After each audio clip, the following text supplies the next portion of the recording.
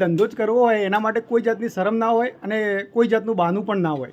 હું અહીંયા અમદાવાદમાં લગ્નમાં આવ્યો હતો અને મેં જોયું કે બાજુના જ ઘરમાં સરસ મજાનું આ રીતે કામ ચાલી રહ્યું છે.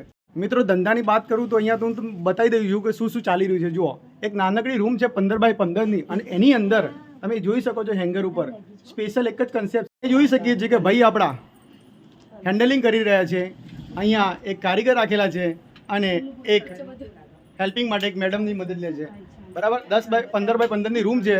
આપણે જોઈ શકીએ છીએ કેટલું સરસ મજાનું કામ ચાલી રહ્યું છે. અહીંયા વાત રહી અહીંયા કપડાની, અમદાવાદમાંથી જ મળી રહે છે. બીજું કોટન કપડું એ પ્રિન્ટેડ જે આવે એ જયપુરથી માલ આવે છે. મિત્રો પ્રોડક્ટની વાત કરું તો ગાઉન, નાઇટી અને કોટ સેટનું અહીંયા મેન્યુફેક્ચરિંગ થાય છે. અહીંના માલિક મિતુલભાઈનું એવું કહેવું છે કે અહીંયાથી વસ્તુ લઈને ઘરે બેસીને વેપાર કરશો તો પણ સારામાં સારું તમે કમાઈ લેશો. જેને અહીંથી માલ લઈને વેપાર કરવાની ઈચ્છા હોય તો નીચે મિતુલભાઈનો નંબર લખેલો જ છે, એમનો તમે ડાયરેક્ટ કોન્ટેક્ટ કરી શકો છો અને પોતાની રિક્વાયરમેન્ટ મૂકી શકો છો. એના માલિક મિતુલભાઈ જોડે તમને રૂબરૂ કરાવું. ચલો મિતુલભાઈ, આ ધંધાની શરૂઆત કરવી હોય તો મિનિમમ કેટલું રોકાણ જોઈએ પહેલાં સ્ટાર્ટઅપમાં?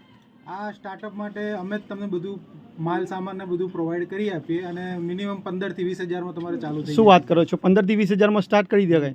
અમે તમને માલ પૂરો પાડીએ, તમારે ત્યાં કસ્ટમર આવે, ચેક કરે અને તમારી રીતે સેલ આઉટ કરી શકો છો. બરાબર. એટલે મિત્રો અહીંયા આપણે જોઈ શકીએ કે મિતુલભાઈનું કહેવું છે કે અહીંયાથી તમે જે આ રેડીમેડ કપડાં છે એ લઈ અને પોતાની દુકાન કરીને ચાલુ કરો તો પણ સારી એવી કમાણી તમે કરી શકો. શું કહેવું મિતુલભાઈ? ઘરેથી બી તમે સેલ આઉટ કરી શકો. અમે બી અત્યારે 3 દુકાન અમારી બહાર છે અને અહીંયા ઘરે અમારું બધું મેન્યુફેક્ચરિંગ છે. સરસ સરસ સરસ. ઓકે મિતુલભાઈ, થેન્ક યુ, ધન્યવાદ. હું તો કહું છું આપણા મહેસાણામાં પણ આવું કરી શકાય, બિલકુલ કરી શકાય. તો રાસ એની જુઓ છો મિત્રો, ચાલુ પડી જાઓ.